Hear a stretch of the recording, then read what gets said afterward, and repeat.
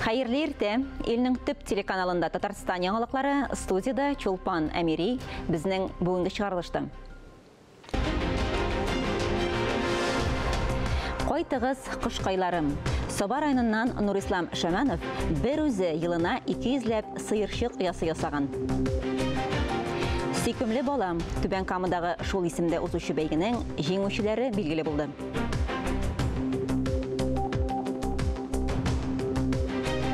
Көтеп алган яңарту. Буа шәһәренең 2нче номерлы лицейндагы төзекләндерүдән соң өр-яңа мөмкинлекләр ачыла.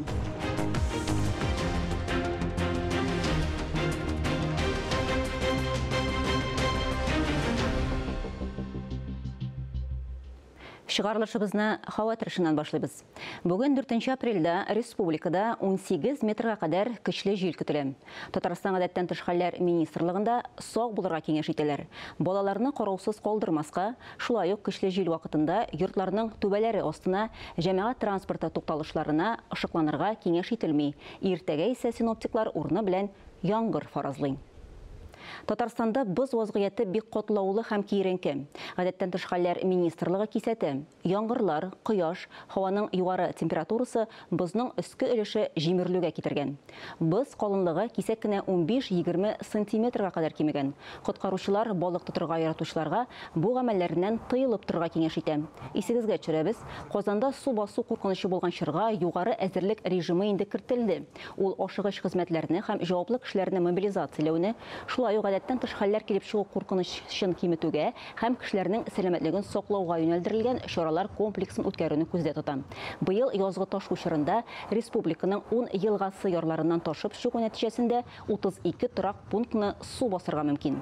Биредә Балтач, Буа, Биектау, Яшелүзән, Кайбыш, Мамадыш, Лениногорск, Яңа Шишмә, Ютазы районнары территориясендәге тагын берничә торак пункт хакында сүз бара. Әйтик, Буа районында Зөя елгасында кар күп эрү сәбәпле 2 түбән күперне су баскан. Күперләр буйлап хәрәкәт ябылды, тыелган билгеләр куелды, халык белән аңлату әңгәмәләре үткәрелде. Торак пунктларның тулы исемлеге белән гадәттән тыш хәлләр министрлыгының сайтында танышырга мөмкин. Башка темаларга күчәбез. Бу көннәрдә Казан Экспо күргәзмә комплексы майданчыгында республика өчен мөһим вакыйгаларның берсе энергетика һәм энергия ресурсларының нәтиҗәлелеге буенча Татарстан халыкара форумы ачылды. Аның эчендә республика рәисе Рөстәм Миңнеханов катнашты. Биредә 17 төбәк вәкилләре бар иде. Күргәзмәдә эре компаниялар энергетика һәм ресурсларны саклау өлкәсендәге эшләнмәләрне тәкъдим итте. Форум үз эшен 5 апрельгә кадәр дәвам итә. Тулырак алдагы язмада. Аз чыгымнар белән күбрәк энергия. Бу бурычны үтәү өчен күргәзмәдә Россия һәм чит илләрнең 80-ннән артык компаниясе үз технологияләрен тәкъдим итә. Энергияне саклауда нәтиҗәне арттыру өчен заманча технологияләрдә байтак. Җитештерүдә һәм хезмәт күрсәтүдә яңалыклар күп төрле. Роботизированная система телеинспекции для обследования. Төрле диаметрдагы торба үткәргечләрне тикшерү һәм кимчелекләрне бетерү өчен роботлаштырылган система эшләдек. Үзебезнең эшләнмәләргә өстенлек бирелә. Менә электротехник мобиль лаборатория һәм аның кушымтасы. Ул шелтәрләрдә төзексезлекләрне ачыклап төзәтергә мөмкинлек бирә. Шундый лаборатория Казанда да бар. Статистика күрсәткәнчә, Татарстанда ут сөнеп, авария бригадаларын чакырту сизелерлек кимегән. По итогам прошлого года доля потерь в электросетях составила... Узган ел йомгаклары буенча электр шелтәрләрендә югалтулар 6,6% булган. Бу стратегия буенча билгеләнгән нормалардан кимрәк. Акыллы исәпне куллану программасын үтәү киләчәктә югалтуларны тагын да киметергә мөмкинлек бирә. Узган ел Татарстанда электроэнергиясе рекордлы күләмдә кулланылган. Кайбер районнарда җылылык һәм электр энергиясе җитешмәү сизелә. Казанда төзелешләр актив алып барыла.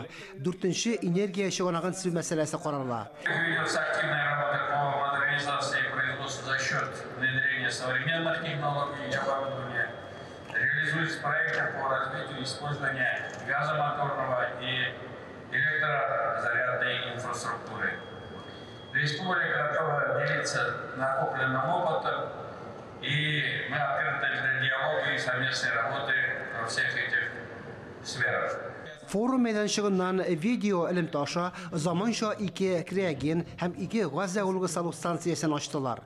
Хезмәттәшлек турында берничә килешү имзаланды. Төбәкләрдә энергияне нәтиҗәле куллануга багышланган форум тагын 2 көн дәвам итә. Фанис Мөхәммәтов, Илвира Файзуллина, Илдар Галәүддинов, Линар Хәбибуллин, Татарстан яңалыклары. Яңа киңлекләр, яңа мөмкинлекләр. Буа шәһәренең 2 номерлы лицейында капиталь ремонт дәвам итә. Ул узган елның декабрендә башланган иде.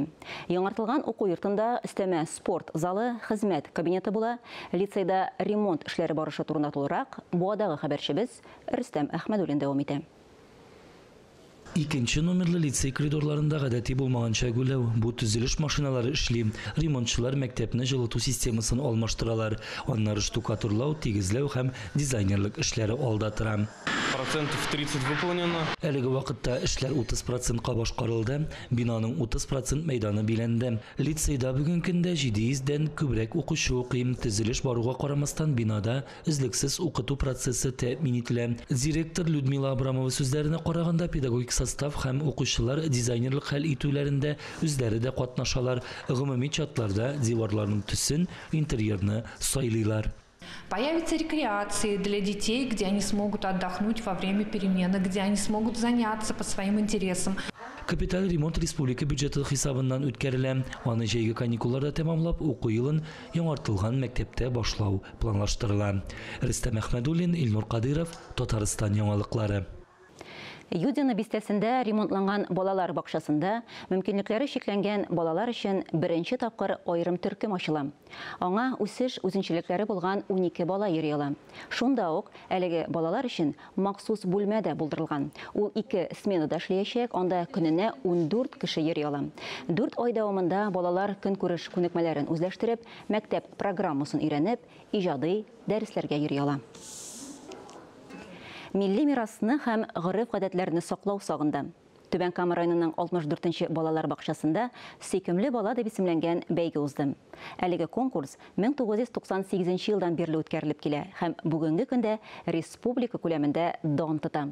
Биредә катнашырга теләүчеләр саны да елдан-ел арта бара. Быел сайлап алу турында 63 бала катнашты, шуларның 12се финалга чыкты. Кем җиңүче дип табылды? Альбина Валиева дәвам итә.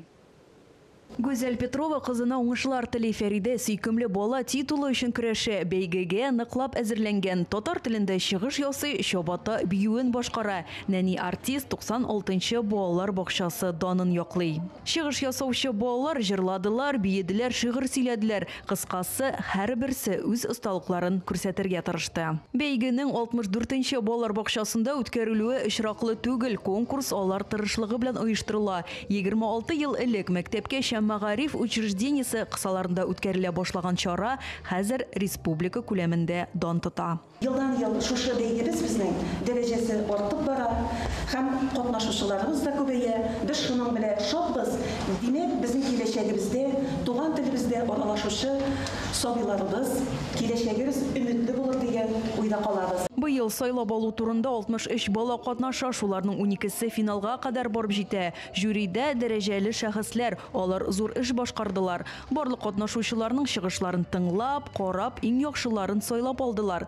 Нәтиҗәдә сөйкемле малай исеменә Яршалыдан Хәким Абдурахманов ия була, сөйкемле кыз дип Диләрә Бикманова табыла. Ул Мамады шәһәреннән. Альбина Вәлиева, Рафаль Ракыпов, Татарстан яңалыклары өчен Түбән Камдан. Шыгарлышыбызны авыл хуҗалыгына багышланган авыл сулышы сәхифәсе белән дәвам итәбез. Биредә авыл хезмәтчәннәре, алар җитештергән продукция, гомумән республикабызны азык-төлек белән тәэмин итүчеләр турында сөйләрбез. Хәерле иртә, эфирда авыл сулышы сәхифәсе, сезнең белән мин Динә Нишметдинова. 16 марттан башлап республикада авыл хуҗалыгы ярминкәләре башланды. Алар һәр шимдә Казан шәһәренең 14 мәйданчыгында, Чаллы һәм Яшел Үзән районының 2 мәйданчыгында, Түбән Кама шәһәренең 3 мәйданчыгында уздырыла. Соңгы 3 ярминкәдә барлыгы 212 миллион сумга якын авыл хуҗалыгы продукциясе сатылган. Биредә шәһәр халкы яшелчә, ит һәм сөт продукциясын арзан бәядән сатып алырга мөмкин. күзгә төшерәбез, ярминкәләр 28 апрельгә кадәр дәвам итә. Татарстанда фермер мәктәбе кысаларында иң яхшы проект сайлап алынды. Әлеге проектның җитәкчесе Кайбыш районыннан Людмила Кияева. Аңа Казан аграр университетында сертификат тапшырдылар. Людмила җиләк-җимешкә кагылышлы проект тәкъдим итте. Шулай ук Людмила Кияева крестьян-фермер хуҗалыгының оештыручысы да булып тора. Узган ел җирле фермерлардан сатып алынган 30 тоннадан артык кара карлыган эшкәрткәннәр 60 гектар мәйданда кура җиләге дә үстерәләр. Алексеевскида үсемлек майлары җитештерү буенча яңа завод ачылды. Анда көнбагыш һәм рапс ырлыкларын зур күләмдә эшкәртәчәкләр. Нәкъ 5 ай эчендә Алексеевск читендәге Чистакырда көнбагыш май җитештерү буенча завод төзелә. Җирле крестьян-фермер хуҗалыгының берсе Волгоград белгече Артем Кулькин белән берләшкән. Мондый цехларда эшләү тәҗрибәсе зур булган инженер Татарстанга килә. Базарда көнбагыш бәясе төшкәч, үз заводын төзү идеясе барлыкка килә. Поняли, что просто сажать подсолнечник и продавать не совсем выгодно. Көнбагыш утырту һәм сату бик үк отышлы түгел икәнен аңлагач, май җитештерү белән шөгыльләнергә уйладык. Әлеге эшчәнлек өлкәсендә үзебезне сынап карарга булдык. Завод төзеп, эшләтеп җибәрдек. Монда тәүлегенә 150 тонна чимал эшкәртелә. Нәтиҗәдә 60 тоннага кадәр май көтәләр. Ул эшкәртү заводларына илнең башка төбәкләренә һәм чит илләргә җибәрелә дип көтелә. Җитештерү калдыксыз. Ырлык сыгынтысы терлекләрне ашату өчен өстәмә сыйфатында файдаланса, көнбагыш кабыгы цехларның җылыткычларына бара. Биредә махсус су фильтрациясе булган заманча җылыту бүлмәсе куелган. Завод җирле крестьян-фермер хуҗалыклары ярдәме белән барлыкка килгән. Аларның мондый көнбагыш һәм рапс уңышын бирү мөмкинлеге барлыкка килде. Безгә ул крестьянский фермерский хозяйстволарына һәм мондый күмәк хуҗалыкларга бик ярдәм итәчәк. Бүгенге көндә алар аның аркылы семена алачаклар һәм барлык технологияларны булдырып эшләячәкләр. Бу заводның иң беренче продукциясе. Завод директорының үсеш буенча планнары зурдан. Бу атнаган авыл хуҗалыгы тармагына яңалыклар менә шундый иде. Мин Динә Нишметдинова сезнең белән киләсе атнага кадәр сау булашам. Бүген 4 апрельдә Казанның Сәйдәш мәдәни үзәгендә татар сүзе 4-нче халыкара нәфис сүз телевизион бәйгесенең гала концерты була. Әлеге чара республика рәисе каршындагы татар телен һәм Татарстанда яшәүче халыклар вәкилләренең туган телләрен саклау, үстерү мәсьәләләре комиссиясе ярдәме белән Татарстан яңа гасыр телерадио компаниясе тарафыннан оештырыла. Конкурсның максаты туган телне, әдәби мирасны үстерү, саклау, милли әдәбият һәм мәдәнияткә кызыксыну уяту. Конкурс дөньяның төрле төбәкләрендә яшәүче татар халкында зур кызыксыну уятты һәм бөтен Россиядан, шулай Казакъстаннан, Үзбәкстаннан һәм Швейцариядән быел 3000-нән артык гариза җыелган. Иң күп гаризалар шигърият номинациясендә кабул ителде. Бу сезонның яңалыгы махсус туган тел номинациясе булдырылды. Монда Чуаш, Мари, Мордва һәм Удмурт халыклары вәкилләре катнашты. Бүген тантаналы рәвештә 37 җиңүче игълан ителә, аларның һәр кайсы акчалата бүләк ала. Быел конкурсның премия фонды 1 500 000 сум тәшкил итә. Изге Рамазан айы тамамланырга да нибары 6 көн калды. Иртәгә 5 апрельдә Рамазанның соңгы җомга көнендә Казанда 30-нчы хәйрия маршруты йөри башлый. Беренче тапкыр мондый рейс узган ел чыккан иде һәм Казан халкы аны хуплап каршы алды. Быел да бу күркәм башлангыч дәвам итә. 30-нчы автобус Рамазан ае уңаеннан 1 көн дәвамында бушлай иртә. Татарстан мөфтиятенең Зәкат хәйрия фонды Рамазан изге гамәлләр ае марафоны кысаларында барлык пассажирларның йөрү чыгымнарын түли. Социаль Рамазан маршруты иртәнге сәгать 6-дан кичке 6-га кадәр йөри. 30-нчы маршрут юкка сайлап алынмаган. Аның пассажирлары арасында даими рәвештә фондка килеп йөрүче һәм аннан ярдәм алучы күпләгән мохтаҗлар бар. Эфирда Татарстан яңалыклары, чираттагы хәбәрләргә күчәбез. Татарстанның муниципаль районнарында һәм шәһәрләрендә республика ветераннары арасында 8-нче тапкыр Балкыш үзешчән башкаручылар фестивале уза. 5 марттан фестивальнең 2-нче этабы башланды. Орча, Кукмара, Алексеевск, Буа районнарында, Чаллы, Әлмәт шәһәрләрендә сайлап алу турлары уңышлы узды. 8 һәм 10 апрельдә зона этабы Казан шәһәрендә үтә. Биредә лауреатлар билгеләнә. Гала концертлар өчәү була. Алар апрель, май азагына һәм октябрь аена билгеләнгән. Әлеге фестиваль 2 елга бер үткәрелә, шуңа ул быел бөек җиңүнең 80 еллыгына багышлана. Катнашучылар саны да елдан-ел арта. Балкыш фестивале хөрмәтле ветераннар өчен үзләренең сәләтләрен, талантларын күрсәтеп, оралашу мәйданчыгы да булып тора. Бу атнада, ягъни 6 апрельдә халыкара спорт, 7 апрельдә бөтен дөнья сәламәтлек көне билгеләп үтелә. Шул уңайдан бүген актуаль әңгәмә сәхифәсендә кунакта спорт табибы, Идел буе дәүләт физик культура, спорт һәм туристлык университетының фәнни тикшеренү институты медицина санитар хезмәт җитәкчесе урынбасары Рөстәм Якубов. Әңгәмәне Ания Гыйбадуллина алып бара. Рөстәм әфәнде, исәнмесез? Исәнмесез. Спорт белән профессиональ шөгыльләнмәгән кешеләр өчен спорт медицинасы бераз аңлашылып бетми ул төшенчә. Аңлатып китегез әле. Нәрсәсе белән аерылып тора ул гадәти медицинадан? Спорт медицинасы ул профессиональ спортчылар өчен генә түгел, хәтта инде гади кешеләр өчен дә. Менә кем тели үзен сизәргә яхшы, кем үзен сәламәт сизәргә тели. Мин уйлыйм шулай бүгенге вакытта. Сәламәт яшәү рәвеше алып бару ниндидер шундый физик активлык белән шөгыльләнү дигән сүз бит инде, әйеме? Теге яки бу өлкәдә үзеңне сынап карау, физик күнегүләр ясый башлар алдыннан табиб белән киңәшләшергә кирәк дигән сүз. Ул әйбәт булыр иде, әйе. Нинди физик күнегүләр эшләргә, менә без инде таянабыз, менә шул кешенең әйтик состояниесына, әйеме? Һәм инде шунда без шунарга таянабыз да ниндидер инде рекомендациялар бирә алабыз кешеләргә, әйе. Һәм тагын нәрсә әйтергә теләгән идем. Без спортчыларны да инде тиге диспансеризация мәсәлән үткәрәбез.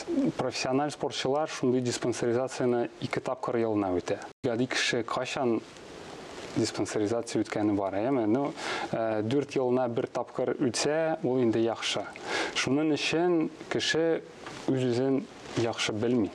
Спорт табиблары әйтә ала, нинди спорт спорт төре белән шөгыльләнергә икән, әйеме? Кеше бит инде ул яши бәлкем аның берәр нинди хроник авыруы бардыр, әйеме? Бик шундый катлаулы дәваларга кирәклеге, дәваларга кирәк булган. Һәм ул ниндидер спорт белән шөгыльләнә башлый кисәктән генә, ул үзенең сәламәтлегенә зыян салырга мөмкин. Шулай да мөмкин булырга, әйе. Ниндидер шундый универсаль спорт төре бармы бөтен кешеләргә дә ярый торган? Иң куркынычсыз дип әйтәм. Иң куркынычсыз мин әйтим шулай юк. Ләкин мин куркытмыйм беркемдә, чөнки һәр спорт төрендә куркынычлар мөмкин булырга, һәм алар бар. Һәм инде шунда беренчедән мин уйлыйм кешегә спорт төре беренчедән ошарга тиеш. Ошарга тиеш һәм кеше шул физик күнегүләрне эшләр өчен шул физик күнегүләрнең техникасын белергә тиеш. Дөрес, ясарга тиеш. Әйе, менә шунда инде ул бөтенесе дөрес эшләсә, дөрес ясаса, әйтик, йөгерү ул гади генә түгел. Авыртулар килеп чыгамы? Мин уйлыйм, килеп чыгарга мөмкин. Шуның өчен ул бөтен спорт төрләренә дә шулай менә инде бәйле, һәм шул техниканы кеше белсә, ул инде бик әйбәт булачак. Минем күз алдыма килә бу чыныктыру рәвешендәге шикелле, йөкләнеш азрак булырга тиеш баштагы этапта. Дөрес, этапность булырга тиеш, әйе.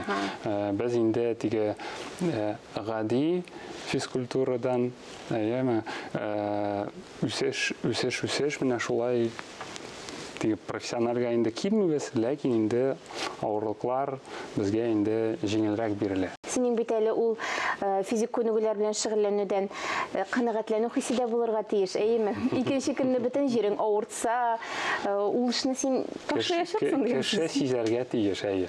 Менә мин уйлыйм, ул шундый әйтик биология белән, физиология белән салынган шундый әйбәт рәвеш, менә кеше әйбәт кенә физкультурада яки спортта катнашкан, әйтик, икенче көнгә үз тәнен әйбәтрәк сизәр өчен, менә шулай инде килеп чыга.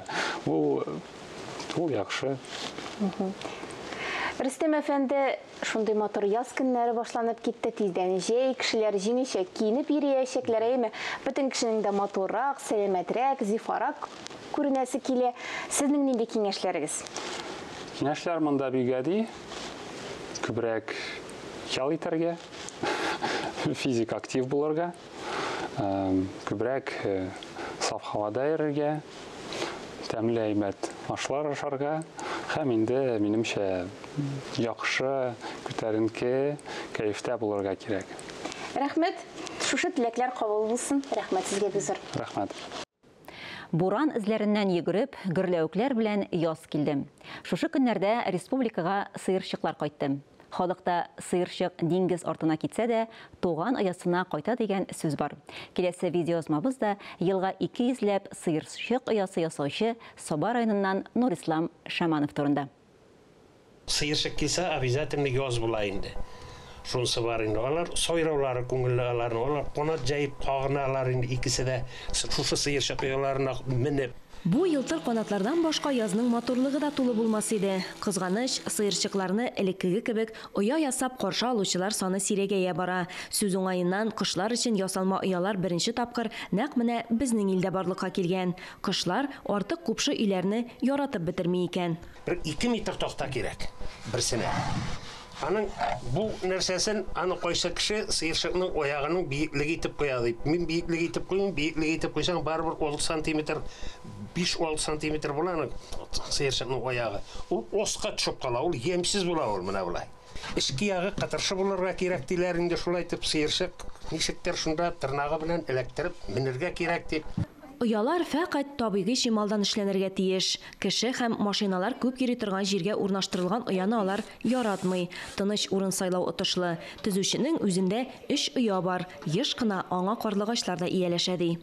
Карлыгачлар да уялый башлады. Сыерчыклар китеп бетә, карлыгачлар килә. Карып, карлыгач бәбәй бала чыгарды шунда. Нурислам Шамановның үзе турында озаклап сөйләргә мөмкин. Хезмәт юлы шофер булып башланса да, еллар үткәч күңеленә якын агач эшенә кайта. Бу нәселдән килгән сәләт. Нурислам әфәнденең Шаман бабасы данлыклы балта остасы була. Ул ясаган сандыклар әле һаман да күп йортта саклана. Әти әйтәдер инде, мәрхүм инде, бабай да мәрхүм инде. Ничек булса да техникага укыды. Укыйсы килде инде. Әти дә инде укы улым, ичмаса пешәнен дә ташырбыз, утын да ташырбыз. Бабай, ул бик остайы, ул сандыклар, ул итек басадыр, нары отка трантаслар, элекке кашупкалар ясыйдыр. Әтисе Кашип тә балтасы белән мөгҗизалар тудыра торган кеше булган. Агачтан ишекләр, төрле биеклектәге урындыклар, тәрәзә рамнары, буларның барысында ул шиксез ләззәт алып, яратып ясый. Шын останың ояларын кышларда үз итә. Сыерчыклар илебезгә тынычлык, муллык алып кайтсын иде. Алия Галиуллина, Гөлназ Вахитова, Ирек Султанов, Татарстан яңалыклары, Саба районы.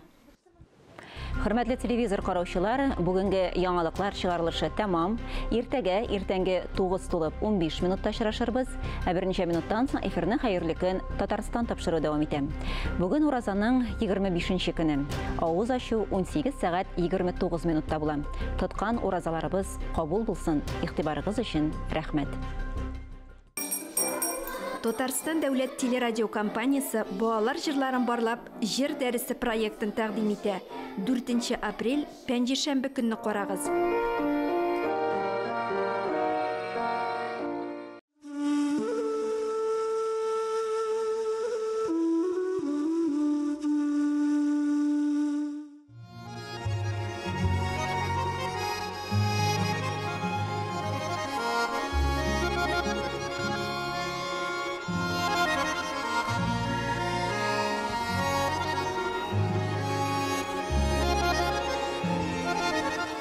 Илаһи шишмәм, моңлана һаман, сихри җырыңа синең табынам.